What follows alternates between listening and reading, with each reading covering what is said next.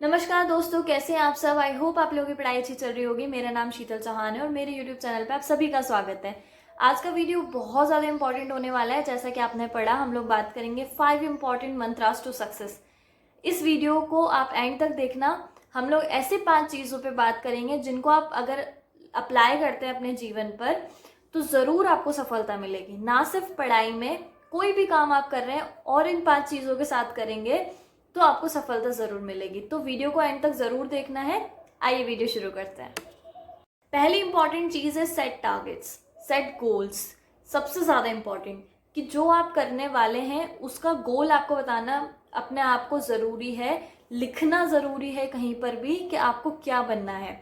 बड़ा टारगेट भी फिक्स करना है और उसके लिए छोटे छोटे गोल भी बनाने हैं। जैसे कि अगर हम हमारी उसकी एग्ज़ाम की बात करें तो 21 मई को हमारा एग्ज़ाम है। तो 21 मई का हमारा एक बड़ा टारगेट, अभी से कितने दिन बचे हैं, 60 दिन बचे हैं करीब करीब। तो वो आपको लिखना है कि 60 दिन में आपको कैसे कैसी चीज़ों को कवर करना है। तो 60 दिन का बड़ा टारगेट आपको एक कॉपी में लिख के रखना है कि 60 डेज हैं, मैं उसमें 2 दिन ये वाली यूनिट पढ़ूंगा, 2 दिन ये वाली यूनिट करूंगी, है ना। और या फिर मैं डेली ये वाली चीज़ 2 घंटे पढ़ूंगी, 1 घंटे मुझे टेस्ट देना है, या जो भी है आपका 60 दिनों का टाइम टेबल आपके टेबल पर होना चाहिए बना हुआ। ठीक है, किसी भी कॉपी में आप बना लीजिए। उसके साथ साथ आपको डेली का टारगेट बनाना है।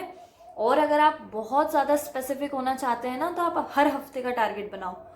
हर हफ्ते आपको पूरा सिलेबस कंप्लीट करना है, कैसे भी करो। ठीक है, और संडे के दिन आपको एक फुल लेंथ टेस्ट देना है। बहुत ज़्यादा इजी हो जाएगा, बहुत सही भी रहेगा, क्योंकि अभी से जितने भी हफ्ते बचे हैं ना, आप हर हफ्ते अपने आप को एनालाइज कर पाएंगे कि मैं उस हफ्ते कहाँ किस पोजीशन पे था और इस हफ्ते मैंने कितना ग्रो किया है। ठीक है, तो उसके लिए आप ये कर सकते हैं कि हर हफ्ते आप इस तरह से बांट लो कि किसी भी तरह मुझे पूरा सिलेबस कंप्लीट करना है। जो बच्चे पहले से पढ़ते आ रहे हैं उनके लिए ज़्यादा इजी हो जाएगा। जो जस्ट शुरू कर रहे हैं उनके लिए थोड़ा टफ है एक हफ्ते में चीज़ें कंप्लीट करना। पर जो पढ़ चुके हैं पहले, वो ये चीज़ कर सकते हैं कि एक हफ्ते में अपने ऐसा कुछ बांट लो कि पूरा सिलेबस पढ़ो और पूरे हफ्ते मतलब हर दिन सब्जेक्ट वाइज टेस्ट दो। ठीक है, जो भी आपने उस दिन पढ़ा है ना उस सब्जेक्ट का टेस्ट दो नाइट में, और हफ्ते के एंड में जैसे कि संडे पे आपको फुल लाइन टेस्ट देना है। ठीक है, तो इस तरह से आपको 60 डेज के टारगेट फिक्स करने हैं, हर हफ्ते का टारगेट फिक्स करना है और हर दिन का डेली टारगेट भी आपको लिख कर चलना है।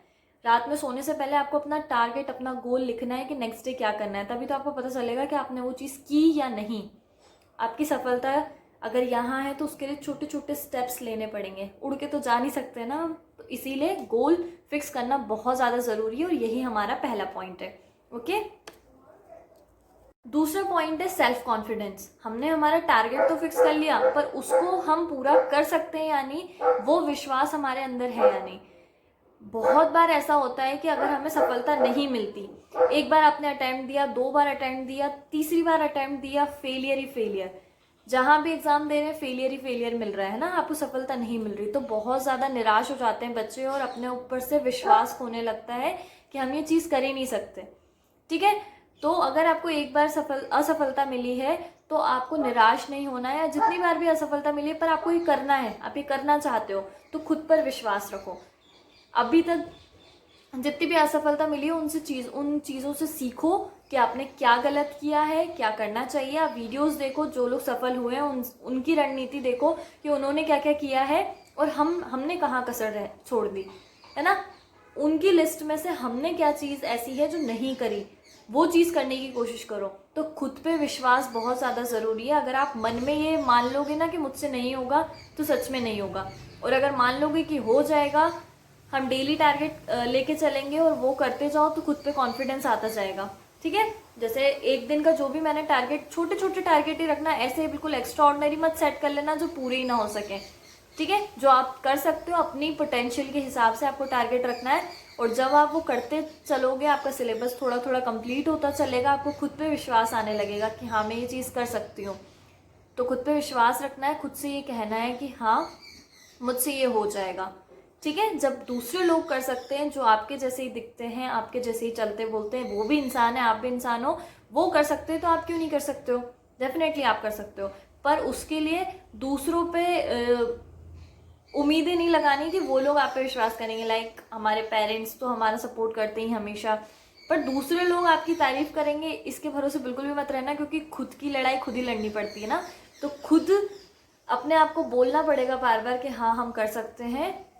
तो इसीलिए अगर आप ज़्यादा एक्सटर्नल मोटिवेशन पे डिपेंडेंट रहेंगे ना, तो हर हफ्ते हर दिन आपको कोई ना कोई चाहिएगा जो आपको बताए कि हाँ बेटा तू ये कर सकता है, ऐसे ऐसे कर या वैसे कर, तब जाके आपको मोटिवेशन फील होएगा, तब जाके आप पढ़ने बैठोगे। बिल्कुल नहीं, खुद का मोटिवेशन खुद बनो, खुद के लिए खुद अपने आप से बोलो कि हाँ, कांच के सामने खड़े होकर बोलो या जो भी आपको ठीक लगता है वो बोलो, पर खुद के ऊपर विश्वास खुद ही रखना पड़ेगा और चीज़ें करनी पड़ेंगी। ठीक है, तो खुद से कहना है कि हम ये कर सकते हैं, यही हमारा सेकंड पॉइंट है। क्योंकि अगर आप विश्वास नहीं रखोगे ना तो सच में नहीं हो पाएगा, और विश्वास रखोगे तो डेफिनेटली हो जाएगा। ऑलराइट, तीसरे पॉइंट पे बात करते हैं। हमारा थर्ड पॉइंट है अवेयरनेस। जी हाँ, जागरूकता। मतलब जो भी चीज़ हम करने जा रहे हैं उसकी पूरी जानकारी आपके पास होनी चाहिए। ना सिर्फ पढ़ाई में, अगर आपको कोई भी चीज़ का सक्सेस चाहिए तो उस टॉपिक से रिलेटेड आपको सारी जानकारी होनी चाहिए। अगर हम हमारी बात करें तो 21 मई को हमारा प्रीलिम्स है, उस प्रीलिम्स से रिलेटेड आपको उसका सिलेबस पता होना चाहिए, उसके प्रीवियस ईयर क्वेश्चन पता होने चाहिए। मतलब आप ये सोचो ना कि जो पेपर हम देने वाले हैं उसके एग्जाम्पल्स हैं हमारे पास, प्रीवियस ईयर क्वेश्चन पेपर, तो वो आपको पढ़े हुए होने चाहिए। ठीक है, तो उसका सिलेबस आपको पूरा पता होना चाहिए, तभी आपको पता होगा कि हाँ वो क्या पूछेगा। वरना ऐसे ही पढ़ते जा रहे हैं बिना सिलेबस को ध्यान में रखे तो नहीं हो पाएगा। ठीक है, तो सिलेबस को ध्यान में रखना है, प्रीवियस ईयर क्वेश्चन पेपर को ध्यान में रखना है, उसके आंसर्स आपको पता होने चाहिए। वो तो बिल्कुल ऐसा रटे होने चाहिए कि अगर आप वापस से पूछे जाते हैं तो आपको बनने चाहिए। ठीक है, तो उसके बारे में आपको ध्यान होना चाहिए। और अवेयरनेस से हमारा ये मतलब है कि एमपी में एमपी की जीके, एमपी का करंट अफेयर्स, एमपी से रिलेटेड स्पोर्ट्स की न्यूज़ के कौन से प्लेयर अभी न्यूज़ में चल रहे हैं या एमपी में कौन सी न्यूज़ चल रही है इम्पॉर्टेंट, किस किस को कौन कौन से पुरस्कार मिल रहे हैं, इस पर भी प्रश्न पूछा जाता है। तो आपको अवेयर रहना बहुत ज़्यादा ज़रूरी है। न्यूज़ आपको डेली पढ़नी पड़ेगी, न्यूज़ या कोई न्यूज़पेपर लगा लीजिए या कोई मैगजीन पढ़ लीजिए, स्पीडी करंट अफेयर्स या बहुत सारी करंट अफेयर्स की मैगजीन्स आती हैं, आप वो पढ़ लीजिए। तो अवेयरनेस होना बहुत ज़्यादा ज़रूरी है। ठीक है, करंट अफेयर्स एमपी का बहुत इंपॉर्टेंट है। तो एमपी से रिलेटेड, क्योंकि हम एमपी की परीक्षा देने जा रहे हैं तो हमें ये पता होना चाहिए कि वहाँ एमपी से ज़्यादा पूछा जाता है, तो उस हिसाब से तैयारी करनी है। मतलब जो पेपर हमारा है वो क्या पूछता है, कैसे पूछता है, कौन कौन से फील्ड पर ज़्यादा पूछता है, हम इस पर भी एक वीडियो बनाएंगे, मतलब मैं बनाऊंगी, जिसमें मैं आपको ऐसे टॉपिक्स दूंगी 10 से 15 जिससे हर साल प्रश्न पूछा जाता है। तो वो तो आप कंफर्म कर ही लेना, वो तो छोड़ के ही मत जाना। ठीक है, तो अवेयरनेस होना बहुत ज़्यादा ज़रूरी है। ठीक है, फोर्थ पॉइंट पे बात करते हैं। हमारा फोर्थ पॉइंट सबसे ज़्यादा इंपॉर्टेंट है, जिससे बच्चे बहुत ज़्यादा नज़रअंदाज कर देते हैं, जो है लेटिंग गो। मतलब जो हुआ है ना उसे छोड़ो, उससे आगे बढ़ो। हम लोग क्या करते हैं, बहुत ज़्यादा ना बैगेज लेके चलते हैं चीज़ों का कि अभी तक नहीं हुआ था, करना है, कैसे करूँगी, मैं कर पाऊँगी या नहीं। ठीक है, अभी आपने अगर 1-2 बार एग्ज़ाम दिया होगा, फेलियर मिला होगा, तो आप लोगों को ऐसा लगता होगा कि यार मुझसे ये चीज़ नहीं होगी। ठीक है, तो चीज़ों को लेट गो करना सीखो। मतलब अगर आपका आज का दिन बुरा गया तो उस चक्कर में आप पूरा हफ्ता मत बिगाड़ो अपना। कभी कभी ऐसा भी होता है कि बच्चे सुबह उठते हैं, सुबह किसी भी रीज़न से कोई न्यूज़ सुन ली या कुछ हो गया फैमिली में इशू, आप नहीं पढ़ पाए सुबह, तो उसके कारण आप पूरा दिन मत बर्बाद करो। जो हो गया उसे भूल जाओ और आगे बढ़ो। लेट गो करना सीखो लाइफ में, तभी आगे बढ़ पाओगे। सबसे ज़्यादा इम्पॉर्टेंट चीज़ है, और बच्चे यही गलती करते हैं कि पुरानी चीज़ों का बैगेज अपने साथ में लेके चलते हैं। ठीक है, पुरानी चीज़ों को भूलना पड़ेगा और नई चीज़ों के लिए तैयार होना पड़ेगा, अपनी प्रिपरेशन को उस हिसाब से करना पड़ेगा। उससे बस आप ये चीज़ कर सकते हो कि सीख ले लो कि क्या गलत किया था बस, और लेट गो करो चीज़ों को। फैमिली इश्यूज आ रहे हैं, लेट गो कि ठीक है ये भी हो जाएगा, वो भी हो जाएगा, सब कर लेंगे, अभी एग्जाम पे ध्यान देना है बस। कोई भी चीज़ दिमाग में आ रही है ना तो लेट गो करो कि नहीं यार इस पे सोचना ही नहीं है, मुझे सिर्फ पढ़ाई पे ध्यान देना है। ऑलराइट, फिफ्थ पॉइंट पे बात करते हैं। फिफ्थ पॉइंट है प्रैक्टिस। आप जो भी चीज़ कर रहे हो उसमें सबसे ज़्यादा ज़रूरी है प्रैक्टिस। अगर आपको क्रिकेट भी खेलना है तो सबसे ज़्यादा, अगर आपको क्रिकेट में रूल्स भी बता देंगे, जब तक आप क्रिकेट खेलने की प्रैक्टिस नहीं करोगे मास्टरी कैसे करोगे।